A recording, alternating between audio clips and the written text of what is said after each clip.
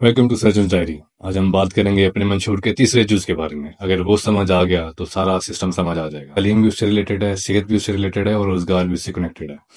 मैं जिस जूस के बारे में बात कर रहा हूँ वो है फलाह आम और अमनो मान को बहाल करने के लिए हमें लोकल पंचायत सिस्टम को बहाल करना होगा। तो आपको लोकल पंचायत सिस्टम के बारे में समझना होगा। लोकल पंचायत सिस्टम क्या है? लोकल पंचायत सिस्टम एक गांव में कमेटी बनाई जाएगी जिसके सरबराह नंबरदार होंगे और जितनी मसाजिद हैं सुन्नी और शिया के उनके दोनों के आलिम वो काजी के तौर पे काम करेंगे और हर खानदान के एक मुअज़्ज़ज़ शख्सियत उसका हिस्सा होंगे।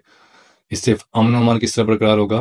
मिसाल के तौर पे गांव में किसी को पुलिस उठा के ले जाती है किसी केस के अंदर, गांव वाले वो कमेटी उसको इन्वेस्टिगेट करेगी। अगर इन्वेस्टिगेट करने के बाद पता लगता है कि वो शख्स बेगुनाह है तो यहाँ का काम खत्म हो गया। वहाँ यानी कि मेरा एज अगर मैं एमपी बन गया तो वहाँ मेरा काम स्टार्ट हो जाएगा। वहाँ मेरी लीगल टीम उस शख्स को बाइज्जत बरी करवाएगी।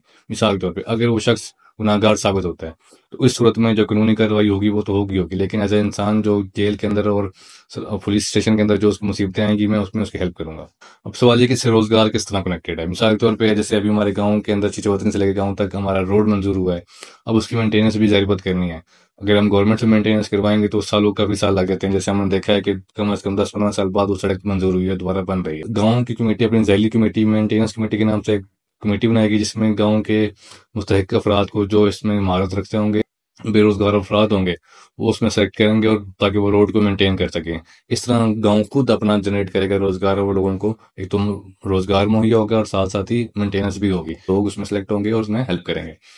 अब तालीम इससे किस तरह कनेक्टेड है? जैसे आपको पिछली वीडियो में बताया आपको कि पूरे तहसील चिचौतनी के अंदर जिसकी आबादी 10 लाख है, सिर्फ और सिर्फ 16 हायर सेकेंडरी स्कूल हैं।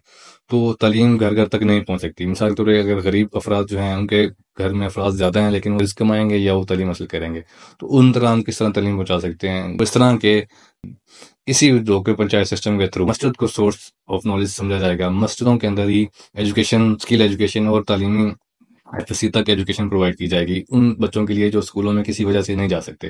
मिसाल के तौर पे आजकल नेट पे एक एक चैप्टर, एक एक यूनिट मौजूद है हर क्लास का, तो वहाँ से ऑनलाइन क्लासेस दी जाएंगी, ऑनलाइन टीचर हायर किए जाएंगे। गांव के अंदर भी मौजूद अगर हों तो साथ वाले गाँव से भी वो हायर किए जा सकते हैं और मैं भी उसके अंदर हेल्प करूंगा। इस तरह वो लोकल एजुकेशन प्रोवाइड हो सकती है और इसी तरह स्किल एजुकेशन भी ऑनलाइन थ्रू दी जा सकती है। स्किल एजुकेशन बात यह है कि अगर किसी को हुनर आता है वो हुनर बाकियों को सिखाएगा। एक और इससे फायदा होगा कि गांव के अंदर गांव डिसिप्लिन हो जाएगा। ये मेरा मंशूर का सबसे अहम हिस्सा था जो मैं अगर मैं इलेक्शन में जीतता हूँ तो भी मैं करूंगा। और कम से कम अगर ये सिस्टम मेरे गांव के तमाम लोगों में, पूरे हल्के के अंदर लोगों में ये समझ आ जाता है तो मैं इसमें अपनी कामयाबी समझूंगा। मजीद कोई भी सवाल हो आपको इस मंशूर के हवाले से कि लोकल पंचायत सिस्टम किस तरह काम करेगा तो आप मेरे से पूछ सकते हैं कमेंट करके। आपका बहुत बहुत शुक्रिया।